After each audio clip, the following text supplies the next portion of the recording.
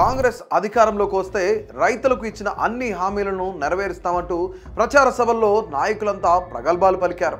రైతుకు కష్టం అంటే తెలియకుండా అన్ని సౌకర్యాలు కల్పిస్తాం, రైతే రాజు అన్న నినాదాన్ని నిజం చేస్తామంటూ గొప్పలు కూడా చెప్పారు.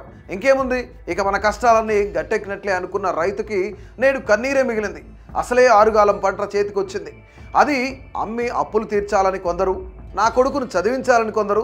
ఈ ఏడాది పంట బాగా వచ్చింది, కాంగ్రెస్ అధికారంలోకి వచ్చింది, మంచి గిట్టుబాటు ధర కూడా వస్తుంది, ఇక ఈ ఏడాది బిడ్డ పెళ్లి చేయాలని కలలుగన్న రైతుకి కంట కన్నీరే మిగిలింది. పండించిన పంట అంతా మార్కెట్ యార్డులోనే ఉండిపోయింది. అకాల వర్షానికి పండించిన పంట తడిసి ముద్దయింది. ప్రభుత్వం నుంచి ఎలాంటి స్పందన రాకపోవడంతో తడిసిన ధాన్యాన్ని కొనుగోలు చేయాలంటూ ధర్నా చేస్తున్నారంట రైతులు. అక్కడికి వచ్చిన ఎమ్మెల్యేకి విషయం చెప్తున్న రైతులను అసలు మీరే రైతులే కాదు అన్నాడట ఖానాపూర్ కాంగ్రెస్ ఎమ్మెల్యే వెడ్మా బొజ్జు.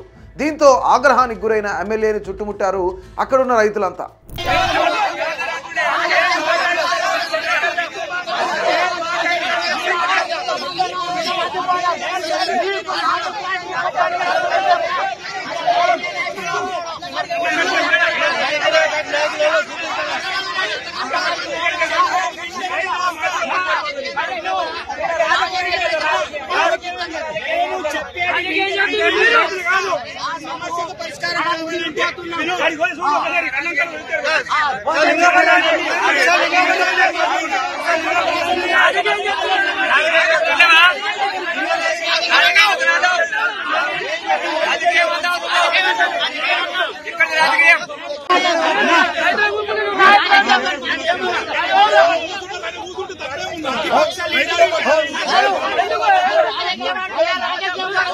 Hello.